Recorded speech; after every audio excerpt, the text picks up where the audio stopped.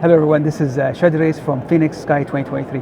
I'm really privileged today to be with Dr. Karim Al-Azizi. He is a late breaker presenter for the DIPRA trial. Dr. Al-Azizi, thanks for being with us. Thank you for having me, Shadi. Last year, we did the same interview for the same trial for 30-day outcome, but now you have 1 year follow-up. So tell us a little bit about the trial before we go to the results. Yep. Thank you, Shadi. So this trial is essentially looking at the safety of hand function in patients undergoing distal radial artery access for heart catheterization. And the idea of the study was it's actually the first prospective randomized controlled trial comparing traditional proximal radial artery access to distal radial artery access. Mm-hmm. And what we aim to look at is the safety from a hand function standpoint, using 3 different angles to evaluate the hand function at 30 days, but more importantly at 1 year. And we looked at the pinch grip test, the hand grip test, as well as a quick dash questionnaire, which is essentially a questionnaire that looks at the ability of patients to use their hand, and comparing that to their baseline before the index procedure to 30 days, but ultimately at 1 year, and this is what is being presented. Yeah, as far as I remember, the 30 days outcome were favorable. You want to go over it quickly? Yes, so the 30 days looked great. There were no significant differences in terms of hand dysfunction compared between the 2 cohorts of distal radial versus proximal radial. Good follow-up, good ultrasound data as well, with no increased risk of radial artery occlusions at 30 days. Awesome. So now the big news is the 1 year. Yes. Okay. So the 1 year data is actually favorable. What we found is that there were no significant difference in terms of pinch grip, hand grip, or the quick dash questionnaire at 1 year, with decent follow-up as well. We've also looked at patients that had repeated re-interventions during that period of time, and with that being said, there were no significant differences in that as well.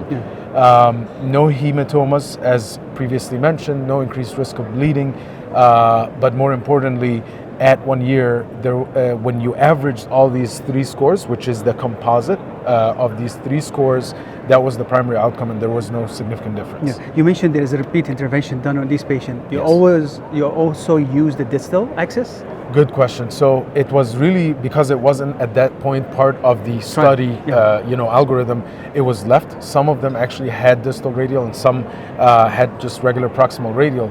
But it just shows that even if you get distal radial artery access and then you get a proximal radial artery access, or vice versa, it actually doesn't affect the hand function, which is really the clinical study question.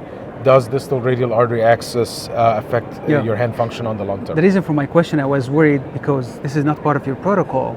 If somebody else does the access for distal or regular traditional access, maybe that can quote unquote mess up your results, but it seems like it does not change anything. I would say that our study was not powered for that aspect. It's just a single-digit percentages on both cohorts, but thankfully it did not really deviate the results as seen up to 1 year. So let's go back to beyond the trial. When should we use the distal axis? So the distal radial artery access has been linked to lower incidence of radial artery occlusion, and so patients with chronic kidney disease, we're going now into an era where patients have a lot of comorbidities. We're thinking about ultra low contrast PCI. We're trying to preserve their radial conduits, whether for AV grafts, for dialysis, or for cabbages. I think that a distal radial first approach, when feasible, when there is a palpable radial artery, when you have access to ultrasound, because it was mandated in our study, then I would approach that first.